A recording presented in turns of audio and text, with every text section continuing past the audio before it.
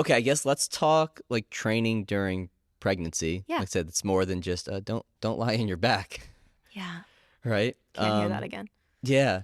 So let's just talk like each. Are there things you're thinking each trimester? Like, okay, these are kind of priorities, or these are big contraindications and things Yeah. that you want to educate these women about. Yeah, for sure. I mean, I think firstly it's important to like reassure everyone that every pregnancy is different. So it's not a matter of like you have to abide by all of these guidelines in order to like work out safely when you're pregnant.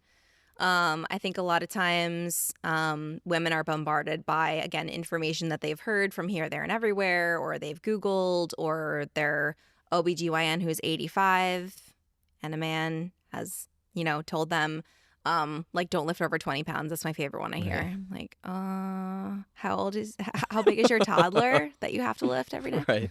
It's exhausting. But yeah, so I would say everyone's pregnancy is different. So right, so that's the first thing I always tell people is like don't have expectations that like this is what it has to look like to have a successfully active pregnancy. You have to be willing to be flexible. And I can tell you, like with all 5 of my children, every pregnancy was different, and so my activity was different during my pregnancies. And so to avoid putting pressure on yourself is like the number one thing.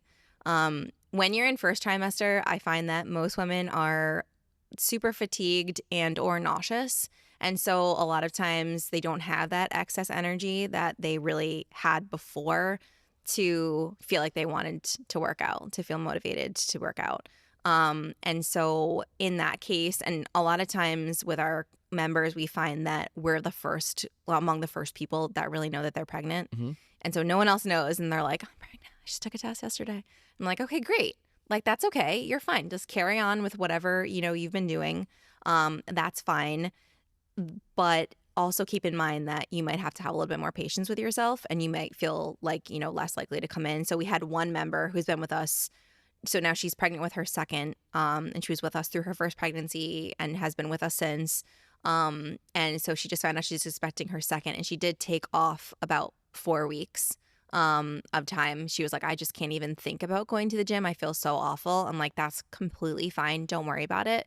We'll pause you, for your 4 weeks and then you just come back whenever you're ready. So she started up again about a week and a half ago. And she's doing great. And she's doing a lot of the same stuff she was doing before she got pregnant.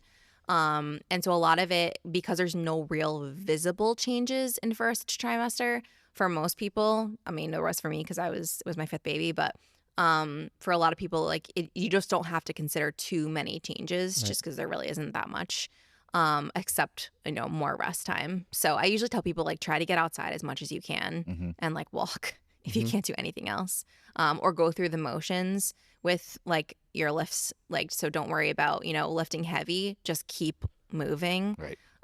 So if they can do that, then that's important.